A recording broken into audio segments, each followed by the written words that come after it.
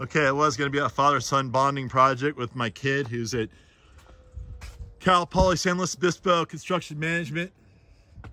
But that was just never going to happen because he's too busy and I'm too busy. And Blake lives here and Blake's a carpenter. I'm your new kid.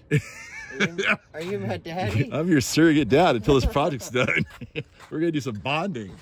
Yeah, we're going to bond the telephone poles up on top of these bolts. This is a really favorite construction method I had. I did this at my ranch. We've got recycled metal. I don't even know what those things were to begin with, but I filled those things up full of concrete, dropped them in down here real good with some rebar footing buried in the ground, made them nice and hard, and then I filled them full of concrete. And now we're taking the recycled $250 telephone poles. I don't know, what do you think it would cost for beams that big? A lot. Yeah, over like $1,000 or something, right? Over 1,000. Over $1,000. He's cost me $250 to get here. Because you can't even get, can you get beams that are like 25-foot spans? Yeah. Custom. Yeah, engineered one. Yeah, you got to cut down your whole tree, your own tree for that. Anyway, yeah, so I saved a bunch of money and it's going to look cool because it's got the old patina. And yeah, so hopefully by the end of day, with we're going to seed them with the chainsaw.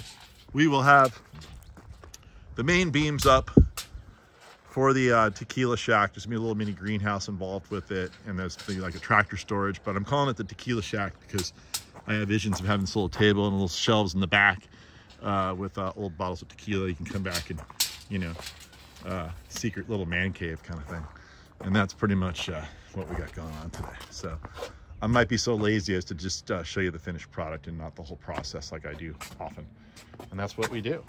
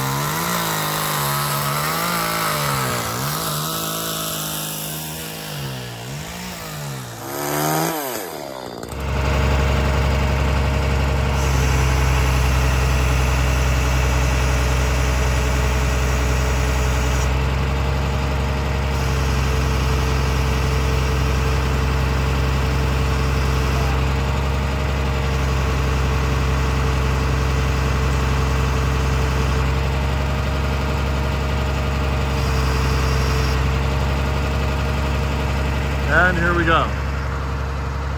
It's always handy to have a crane around. I highly recommend it. Nobody should be without one. Hey, I don't want to date myself because I don't know if they're still doing this or not. You guys play with Lincoln logs ever? Oh, yeah. Oh, yeah? They're still doing that? Big boys. No wonder you're so good at this, because I played with Lincoln logs a lot. And it's one of my favorite kind of construction. Take a picture of me up here and send it to me if you would. I like how the guy I'm paying 30 bucks an hour cash is bossing me around to take pictures while he's on the clock. All right, so let's see how he did. You never know how you do.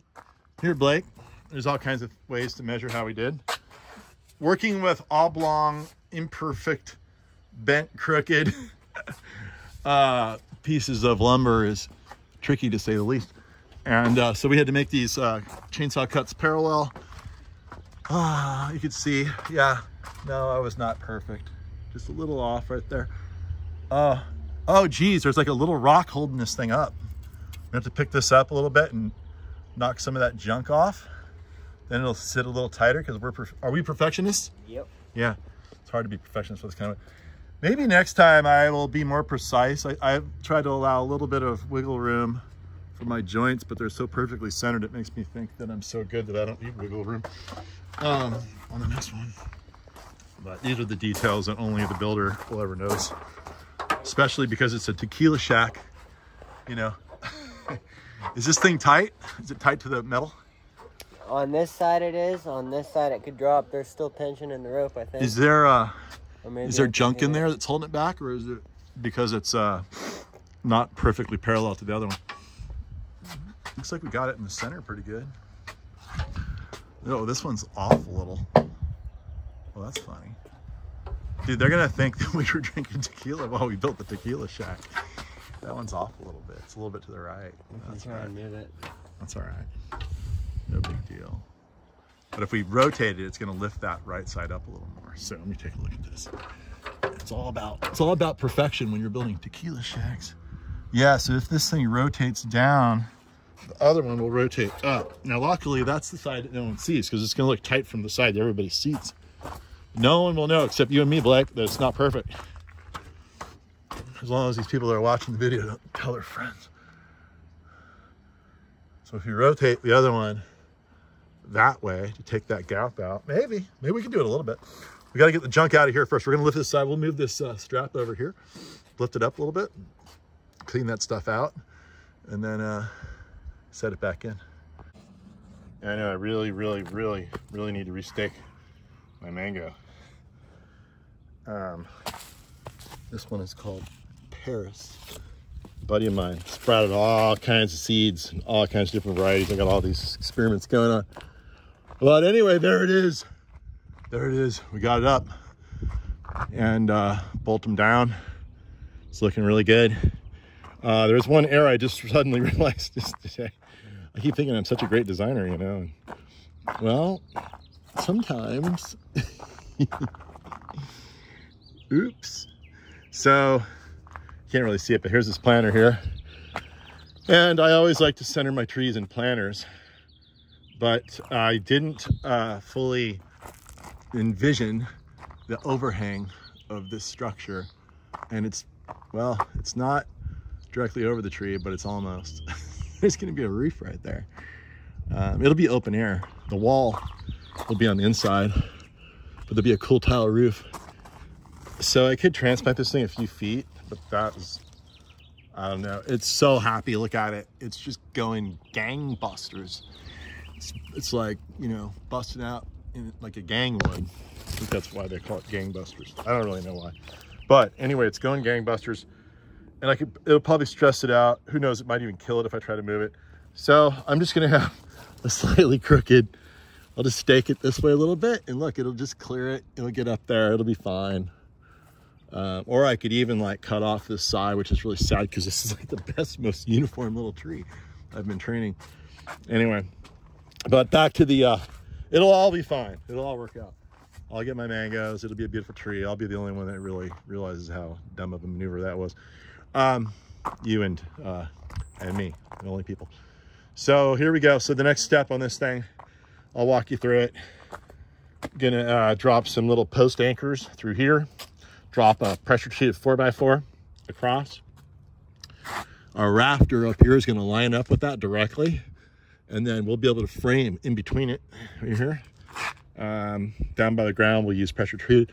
Up top, I'm either going to go with redwood or cedar. I have to make my decision. Maybe check on pricing. And then on the back side, we came up with this great idea where I could actually bolt to this curb here a 2x12. Going to cantilever over, and then our framing will come up off of that, and maybe I'll even drop a few supports underneath it on the back side, so we're not relying entirely on the cantilever. The cantilever should work though, because it's only cantilevering like 5 inches. So that'll be the back wall, and then over here, same kind of thing. We're gonna, on post anchors, we're gonna have 4x4 running across, and it's going to terminate over here somewhere. We're gonna have just enough room of exposed concrete. This will be a greenhouse on this side. These like 4 squares, but we're not gonna run it all the way to the edge. It's gonna come up slightly short. And then I'll have a nice little door right here, and I can go in and propagate plants in the wintertime. Oh, when it's never really cold here, but it can get cool. And then in the back side, we'll have this table here always. We'll have all these shelves, and we'll be hanging shovels and stuff through here. And then we're gonna have like a cool little shelf and a secret, remember, it's a secret, don't tell anybody. Secret little tequila shelf with all kinds of funky mezcals and tequilas. And then we'll have a solid wall over there. It's gonna be all like recycled fence board, so it's gonna look old, like an old barn. And then we're gonna have a tile roof. It's gonna look like the cutest little structure my neighbor built next door, this ADU. And look at that, isn't that cute? We'll have the same little details on the beams that they have. It'll look like one little village, and our roof will look a lot like that. And but unlike theirs, they have solid wood underneath that. I don't know if you can see that over there, like right under there. It's all solid wood, which looks really good. But I'm going to space the wood. And when I space the wood, you'll look up. Well, first of all, it'll be cheaper, and I like cheap as long as it looks just good or better. And then you'll be able to look up and see the underside of the tile because I'll have spacing. All right, we got some bonus footage here. I suggest whenever someone's tearing off their Spanish tile roof and they offer you as much tile as you want, you should take advantage of it. That happened to me once. I was doing a delivery to a guy and he had all this tile on the sidewalk, like mountains of it, and he was getting rid of it. And I was like, at the time, it was like 5 years ago, so I collect stuff. And I'm like, I don't know how I'm gonna use it. Someday I'm gonna use it. See all this stuff? I'm gonna use all that stuff. There used to be more here, now it's been used. Like telephone poles, I'll use the telephone poles. Metal poles, I'll use those. But anyway, all these tiles have found their way down here, and I always figured I'd do something with them. And now I'm gonna build this beautiful tile roof, but I don't have nearly enough. And I'm looking online and they're hardly ever available to use, and I wanna get used ones because they have the patina. See the patina? And they cost like $5 each. So I could have gotten like 3,000 of these things. Think about that. That's like 3,000 times, that's $15,000. And that was, yeah, that was one of my blunders of my life. I should have taken all of them. Oh well, at least I have these. Anyway, it's a slow brew process, but I'm really glad I got the big giant, I'll put all the videos together for this particular project on the links on the down below, you know, on the little area. And then, yeah, so if you don't want to ever miss a single episode, make sure you subscribe. Make sure you hit the notification bell. And if you're going to make a comment, which I suggest you do, put in a really good joke, because I love jokes. And, yeah, and then I'll be able to tell them to other people. All right.